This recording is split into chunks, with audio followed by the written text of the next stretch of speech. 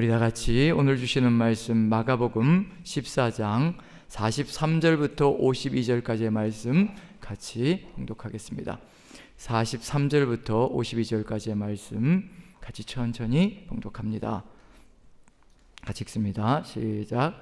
예수께서 말씀하실 때 곧 12 중에 하나인 유다가 왔는데 대제사장들과 서기관들과 장로들에게서 파송된 무리가 검과 몽치를 가지고 그와 함께 하였더라.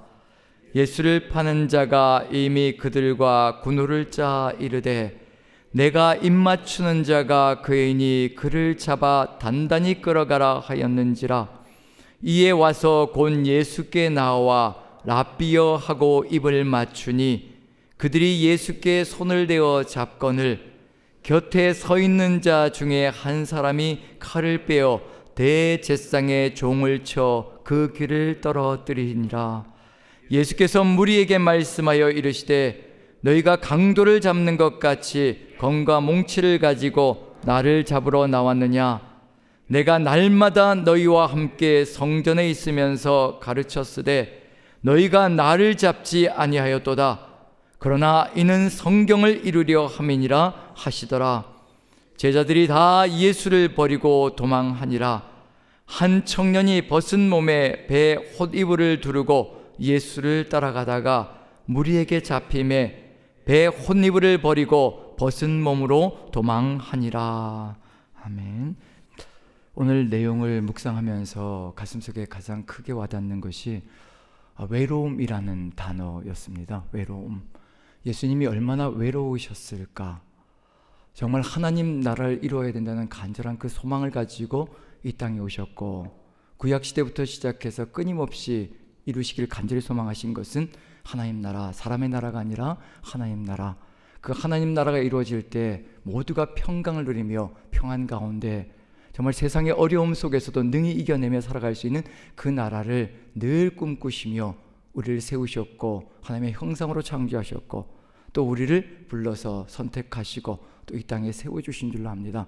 지금 우리 그리스도인들이 살아가는 삶도 그 하나님 나라, 그 평강의 나라, 정말 아름다운 나라를 세워가기를 간절히 소망하시는데 예수님의 모습이 너무도 외롭게 느껴질 때가 참 많습니다. 지금 우리 그리스도인들의 삶도 아마 이와 마찬가지가 아닐까라는 생각이 듭니다. 세상 속에 들어가서 외롭고 때로는 교회 안에서도 외로움을 느낄 때가 참 많을 줄 압니다. 내 마음과 같지 않은 그런 주변에 둘러싸여 살아갈 때 그 고통이 얼마나 클 것인가. 오늘 예수님의 심정이 바로 그런 심정이 아닌가라는 생각이 듭니다. 시편을 읽어보면요, 시편 52편 1절에 포악한 자여 내가 어찌하여 악한 계획을 스스로 자랑하는가? 내 혀가 심한 악을 꾀하여 날카로운 삭도같이 간사를 행하는도다. 시편 57편 4절에도 이런 내용이 있습니다. 내 영혼이 사자들 가운데서 살며 불사르는 자들 중에 누웠으니 곧 사람의 아들들 중에라. 그들의 이는 창과 화살이요 그들의 혀는 날카로운 칼 같도다. 이런 가운데에서 살아가는 하나님의 사람들이 얼마나 힘겹고 어려울까. 오늘 예수님의 마음, 이런 세상을 아름답게 평화의 나라로 이루어가기를 간절히 소망하시는데 그것이 참 쉽지 않음을, 그렇지만 이 길을 걸어가지 않으면, 제자들도 이 예수님의 길을 따라가지 않으면 절대 이루어질 수 없는 길이라는 것, 그것을 오늘도 우리에게 보여주시며 주님이 앞장서 가십니다. 하지만 외로울 수 있다는 것을 우리에게 분명하게 보여주고 있습니다. 먼저 겟세마네의 기도가 끝이 났습니다. 겟세마네의 기도가 끝이 나고 예수님의 말이 끊어지기도 전에, 끝나기도 전에 새로운 시작이 펼쳐지고 있습니다. 예수님께서는 겟세마네에서 기도하셨고 그 기도로 말미암아 이제 새로운 세상을 기대하시며 하나님의 뜻과 일치되어진 길을 걸어갑니다. 기도가 무엇을 이루어가는 것인가를 분명히 우리에게 보여줍니다. 기도는 내 뜻을 관철시키는 것이 아니라 하나님께서 주신 그 뜻을 마음속에 받아들이는 것. 그래서 유진 피터스는 이런 말을 합니다. 기도는 우리가 하나님의 뜻을 받들어서 응답받는 기도에서 응답하는 기도로 나아가는 것이라. 우린 처음에는 응답받기를 소망하지만 기도가 깊어지고 하나님의 마음을 가슴 깊이 깨닫기 시작하면 겟세마네 그 지성소에 들어가서 하나님과 함께 깊은 교제의 길을 걸어가면 하나님을 아빠로 부르며 이제는 하나님의 뜻을 온전히 받아들일 수 있는 존재가 되고, 그래서 이제 응답하는 존재로, 기도의 끝은 응답하는 것으로 끝나야 된다는 것을 우리에게 보여줍니다. 그렇지만 가룟 유다는 예수님을 버리고 가버렸고, 그리고 제자들은 잠들어 있었습니다. 깨어있지 못했습니다. 분명히 다른 길을 갈 겁니다. 겟세마네에서 같이 기도하며 같이 피땀을 흘렸다면 같은 길을 걸어갈 터인데, 한 사람은 예수님을 버리고 가버렸고 다른 제자들은 깨어있지 못하고 잠들어 있었습니다. 그러면 당연히 가는 길은 달라질 겁니다. 하나님의 뜻을 받드는 것 자체가 달라지기 시작합니다. 그래서 우리도 주님과 함께 겟세마네에서 무릎을 꿇어야 되고 피땀을 흘려야 되며, 그리하지 않으면 우리의 뜻이 꺾이지 않을 것이고, 그렇지 않으면 절대로 따라갈 수 없는 길이라는 것을 우리에게 알려주고 있습니다. 먼저 가룟 유다의 길 한번 같이 살펴보지요. 43절입니다. 같이 다시 한번 읽습니다. 시작. 예수께서 말씀하실 때 곧 12 중에 하나인 유다가 왔는데, 대제사장들과 서기관들과 장로들에게서 파송된 무리가 검과 몽치를 가지고 그와 함께 하였더라. 가룟 유다가 가는 길, 예수님을 버리고 난 다음에 어떤 길이 벌어질 것인가? 자신의 뜻을 이루려고 합니다. 자신의 뜻을 이루기 위해서, 자신이 원하는 것을 이루기 위해서 누구와 손을 잡느냐면 하나님과, 하나님의 뜻을 버린 사람들과 손을 잡고 검과 몽치를 가지고 달려듭니다. 무슨 얘기일까요? 지금 우리는 무엇을 가지고 살아가고 있는 중일까요? 우리의 입술에는 무엇이 들어가 있고 우리의 마음속에는 무엇이 자리 잡고 있을까요? 우리 마음속에 자리 잡고 있는 것이 무엇인지는, 검과 몽치인지 하나님의 말씀인지는 무엇으로 알 수 있느냐면, 우리 입술에서 나가는 것이 무엇인지, 우리의 손으로, 우리의 몸으로 행동하는 것이 무엇인지가 지금 우리가 누구와 손을 잡고 있는지를 분명하게 보여주고 있는 중입니다. 내 입에서 날카로운 말이 쏟아져 나가고 누군가를 공격하며 무너뜨리는 말이 쏟아져 나가고 있다면, 우리도 가룟 유다처럼 세상과 손을 잡고 내 뜻을 이루고 싶은 것, 내 뜻을 관철시키고 싶은 그 마음이 간절히 들어가 있을 수가 있습니다. 우리 하나님은 결과만 보시는 분이 아니라 우리 하나님은 과정을 더 중요하게 생각하십니다. 우리 마음속에 있는 것이 하나님의 나라라면 그 과정 속에 우리 입술에서 사랑의 따뜻한 말들이 나가기 시작할 겁니다. 우리 주님은 그것을 기대하십니다. 그 나라가 이루어질 때 아름다운 평강의 나라가 이루어집니다. 우리 천천히 한번 우리 자신을 돌아봐야 될 때입니다. 내 입술에서 어떤 말이 나가고 있는지, 혹여 누군가에게 공격적인 말이 나가고 있지는 않은지, 그런 말을 들을 때마다 가슴이 미어질 때가 참 많습니다. 저게 아닌데, 저것은 세상의 방식일 뿐인데, 하나님이 뜻하신 것이 아닌데, 우리 주님이 겟세마네에서 무릎 꿇고 기도하실 때 자신의 모든 의지를 꺾어버리시고, 자신의 뜻을 꺾고, 자신의 꿈을 꺾고, 야망을 꺾고 오직 하나님의 뜻이 일치되어서 걸어갔던 그것, 그러지 않으면 절대 이 세상은 평강을 누릴 수 없다는 것, 내가 죽지 않으면 절대로 이 세상은 하나님 나라가 이루어질 수 없다는 것, 자기 부인과 자기 십자가를 짊어지는 그곳에 하나님 나라가 있다는 것, 그것을 우리에게 알려줍니다. 우리는 이미 주님과 함께 십자가에 못 박힌 존재들입니다. 이미 우리는 수의를 입은 존재들입니다. 죽음의 옷을 입은 존재들입니다. 하지만 그 수의를 벗어던지는 그 순간에 우리가 살아서 움직이기 시작할 겁니다. 수의를 두르는 존재, 그것이 오늘 우리가 걸어가야 될 삶의 길이 될 겁니다. 그래야 검과 몽치를 포기하고 오직 하나님의 말씀을 우리 가슴 속에 새기고, 나를 죽이며 다른 사람을 죽이는 것이 아니라 내 뜻을 관철시키려고 다른 사람에게 공격의 화살을, 공격의 창을 들이미는 것이 아니라 바로 나에게 그 창을 들이밀고 하나님의 뜻을 세워가는 존재가 되어갈 것입니다. 오늘 이 시간에 다른 것 고백하는 것이 아니라 우리가 그것을 가슴속에 새기며 걸어가는 오늘 하루가 된다면 주님이 살아서 우리를 통하여서 역사하실 것이라 확신합니다. 가룟 유다는 예수님을 버렸기 때문에, 예수님이 버리고 도망갔기 때문에 자신의 뜻을 세우기 위해서 세상의 방식을 들이밀기 시작할 겁니다. 창과 칼을 들이밀고 칼과 몽치를 들이밀며 자신의 뜻을 관철시킬 겁니다. 그리고는 무엇을 할 것인가? 44절 같이 한번 읽어보죠. 같이 읽습니다. 예수를 파는 자가 이미 그들과 군우를 짜 이르되 내가 입맞추는 자가 그이니 그를 잡아 단단히 끌어가라 하였는지라. 어떻게 가장 친근하고 사랑의 표현인 입맞춤이 배신의 도구가 될 수가 있겠습니까? 이게 세상이라는 장소입니다. 이게 세상과 손을 잡을 때 벌어지는 일입니다. 가장 친근하게 가문이슬로 다가오지만 그 속에는 칼을 품고 자신의 뜻을 관철시키기 위해서 죽이는 그런 음모가 도사리고 있는 것, 그곳이 세상입니다. 그곳에서 우리가 살아가며 하나님의 뜻을 펼쳐가야 된다는 것, 그것이 우리의 사명이라는 것, 세상이 바로 그런 장소라는 것을 우리가 믿는다면요, 우리에게 아무리 잘해줄지라도 예수 그리스도를 붙잡고 가지 않는 사람들이라면 그 속에 칼과 몽치가 들어가 있고 언제 어느 때든지 배신의 칼날을 겨눌 수 있다는 것을 우리가 마음에 새기며 그것까지도 다 받고 그것까지도 다 가슴속에 품고 세상을 품어나가는 것이 우리의 사명 속에 들어가 있습니다. 예수님이 걸어가신 길이 바로 그 십자가의 길입니다. 주님의 사랑이 우리 안에 들어오지 않으면요, 절대로 세상 속에서 세상이 겨누는 그 칼을 받아들일 수가 없습니다. 우리도 똑같이 칼을 겨누며 같이 싸움박질해야 되는 일이 벌어질 겁니다. 세상과 똑같은 방식으로 살아갈 겁니다.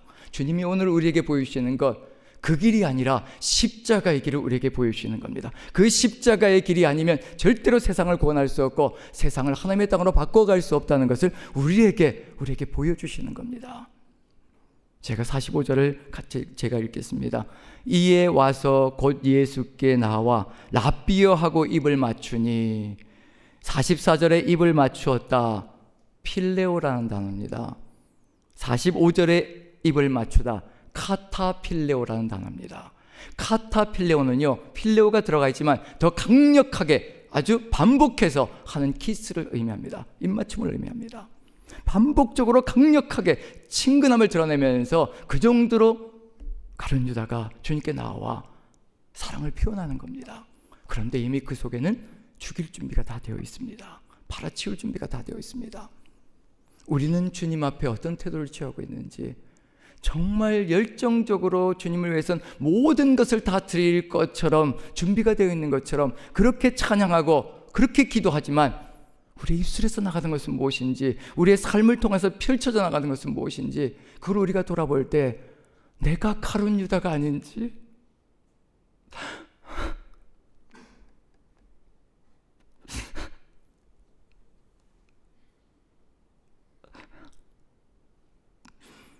가룟 유다는 랍비어라고 부르며, 선생님이여 부르며, 우리는 주여라고 부르며 아버지라고 부르고 때로는 친근하게 아빠라고 부름에도 불구하고 우리는 아버지를 속이고 나의 주를 기만하며 살아갔던 시절이 얼마나 많은지, 그것을 돌아본다면 가룟 유다의 이 삶이 결코 남의 이야기가 아니라 우리 자신의 것이라는 것을 다시 한번 생각해 볼 수 있을 것이라 생각됩니다.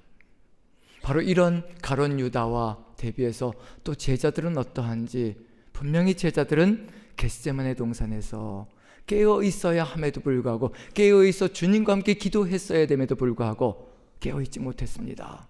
그리고 기도하지 않았습니다. 그들은 어떤 방식으로 나갈 것인지, 세상과 어떤 차이점이 있을 것인지, 예수님 옆에 있었습니다. 예수님과 함께 있었습니다. 비록 조금 떨어져 있었지만 그래도 예수님과 가장 가까이 있었던 사람들이 바로 제자들입니다. 바로 우리들입니다. 주님과 가까이 가고 있고 주님 옆에 있는 사람들입니다. 그런데 기도하지 않고, 기도하지 않았다는 것은 아버지의 뜻을 모른다는 얘기고요, 아버지의 뜻을 모를 때는 자기의 뜻을 관철시킬 겁니다. 주님 옆에 있으면서도, 주님과 함께 가면서도 내가 원하는 세상을 이뤄가려 할 겁니다. 47절 같이 한번 읽어보죠. 같이 시작. 곁에 서 있는 자 중에 한 사람이 칼을 빼어 대제사장의 종을 쳐 그 길을 떨어뜨리니라. 이 칼이라는 단어와 검과 몽치에서 그 검이라는 단어는 헬라어 원어로 똑같은 단어입니다. 세상이 가지고 휘둘러대는 그 칼이 제자들의 손에도 쥐어져 있습니다. 기도하지 않았습니다. 기도하지 않으니 칼이 사라지지 않습니다. 가슴 속에 칼이 그대로 새겨져 있고, 원한의 칼, 질투의 칼, 시기의 칼, 분노의 칼, 정죄의 칼, 그리고 내 꿈을 이루기 위한 야망의 칼, 그 칼이 가슴 속에 그대로 숨겨져 있습니다. 주님은 겟세마네에서 무릎 꿇고 3번씩 간절하게 기도하며 자신의 야망과 뜻을 다 버렸습니다.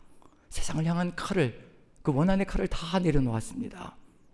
그것이 바로 내 원대로 마시고 아버지 원대로 하시옵소서였습니다. 근데 제자들은 칼을 거머쥐고 있습니다.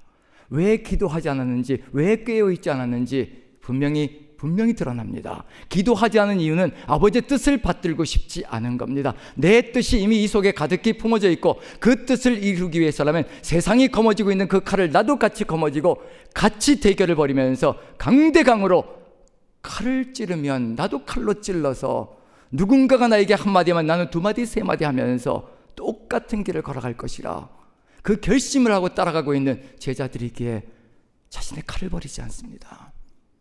주님과 함께 무릎을 꿇어야 피땀을 흘려야 그 칼이 사라집니다. 원한의 칼이 사라지고요, 분노의 칼이 사라지고요, 야망의 칼이 사라지기 시작할 겁니다.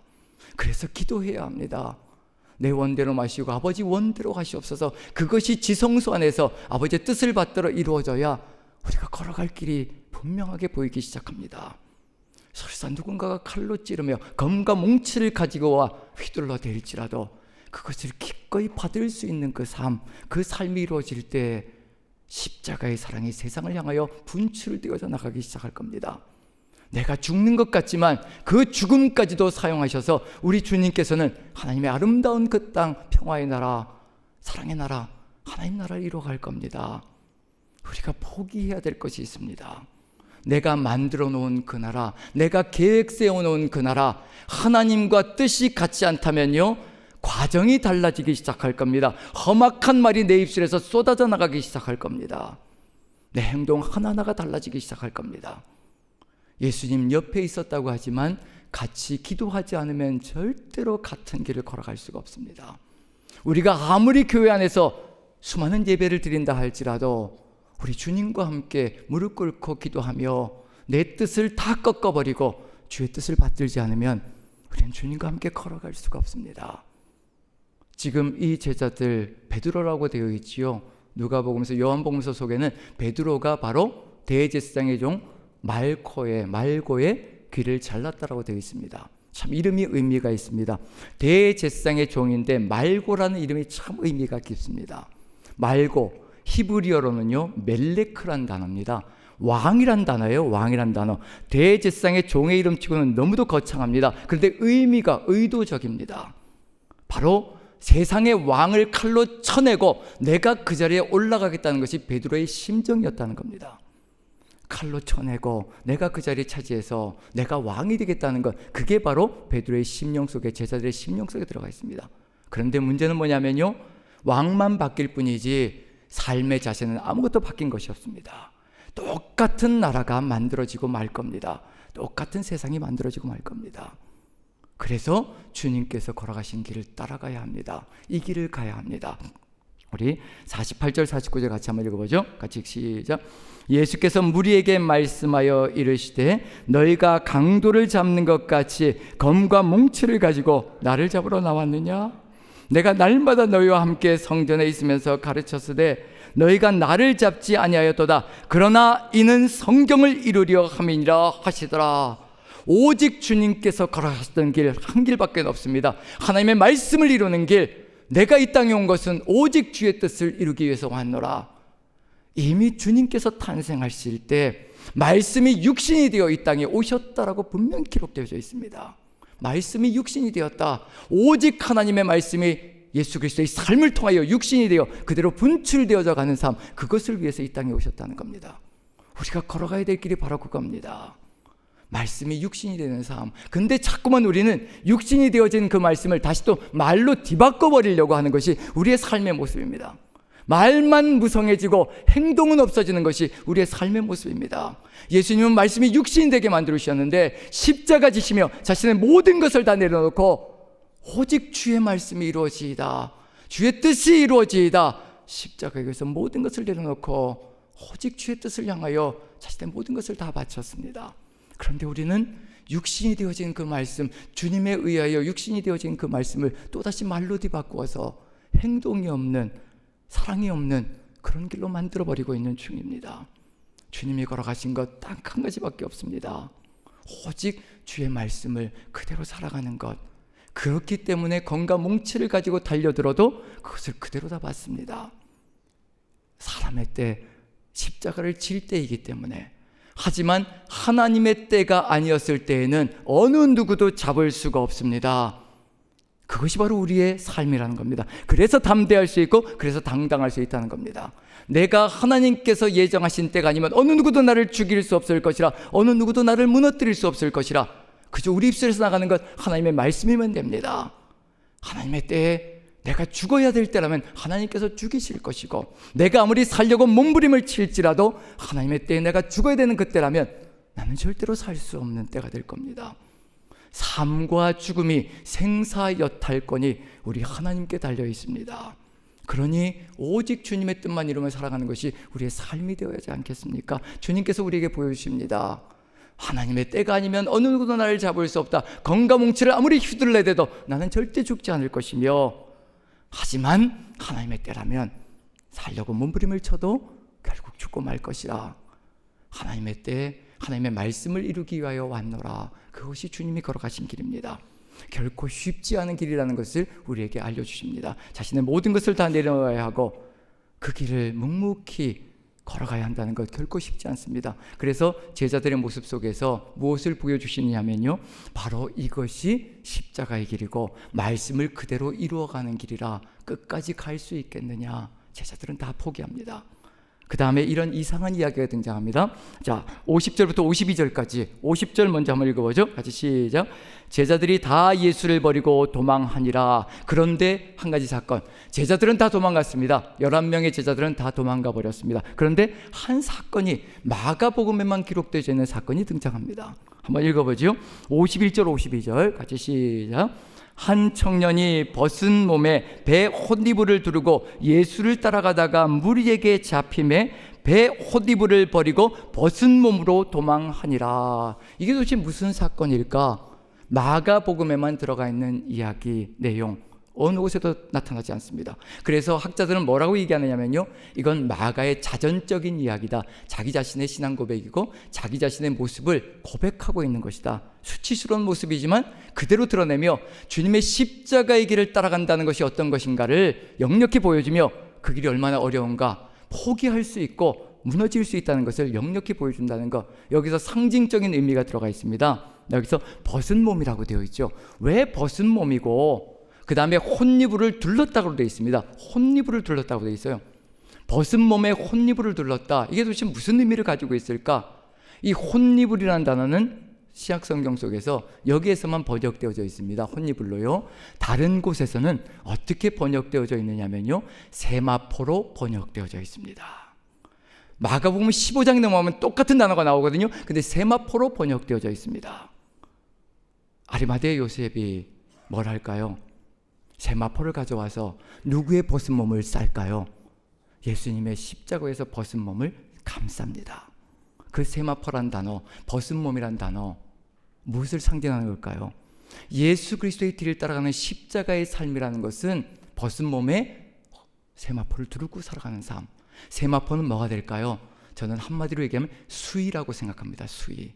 예수님을 감쌌던 수위지요. 죽은 사람에게 덮는 수위지요. 죽은 사람이 입는 수위거든요. 그럼 이 마가가 벗은 몸에 혼이불을, 세마포를 두르고 따라갔습니다. 예수 그리스도의 뒤를 따라간다는 것은 무슨 의미인가? 이미 죽은 자로서 수위를 두르고 따라가지 않으면 절대로 따라갈 수 없다는 겁니다. 그 결심이 한순간에는 무너질 수 있다는 겁니다. 누군가가 잡으려고 하고 잡아서 고문을 가하며 핍박을 가하고 고통을 가하면 한순간에 수위를 벗어던지고 내가 살아서 움직일 수 있다는 것을 역력하게 보여주고 있는 중입니다. 그게 바로 십자가의 길이라는 겁니다. 수위를 벗어던지는 그 순간에요, 내가 살아서 꿈틀거리기 시작할 겁니다. 우리는 절대 수위를 벗지 말아야 합니다. 우리는 이미 죽은 존재들입니다. 십자가 위에서 주님과 함께 죽은 존재들입니다. 수위를 벗는 그 순간에요, 내 옛사람이 살아서 꿈틀거리고 내 입술을 통하여, 내 행동을 통하여 드러나기 시작할 겁니다. 주님께서 우리에게 보여주시는 것, 바로 이 길을 나와 함께 가겠느냐? 이 길을 나와 함께 걸어갈 수 있겠느냐? 내가 가는 이 길, 내가 너희들을 위하여 십자가 위에서 모든 것을 다 벗어주고 알몸으로, 그리고 세마포 수위를 걸치고 부활하였노라. 내가 너희를 위하여 모든 것을 다 주고 수위를 입고 내가 나아갔노라. 나와 함께 이 길을 걸어갈 수 있겠느냐? 죽음의 옷을 입고 나와 함께 이 십자가의 길을 걸어갈 수 있겠느냐? 오늘 이 시간에 우리가 결단했으면 좋겠습니다. 주님 걸어가신 그 길, 나도 십자가에 나를 못 박았으니 이제 주님 입으신 그 세마포 수의를 나도 입고 주님 뒤를 따라가겠습니다. 내 입술의 말은 이미 죽은 자의 말로 예수 그리스도 그 생명이 내 안에 계시니 이제 주님의 말을 나도 쏟아부으며 이 세상을 걸어가겠습니다. 우리 같이 한번 기도하는 시간을 가졌으면 좋겠습니다.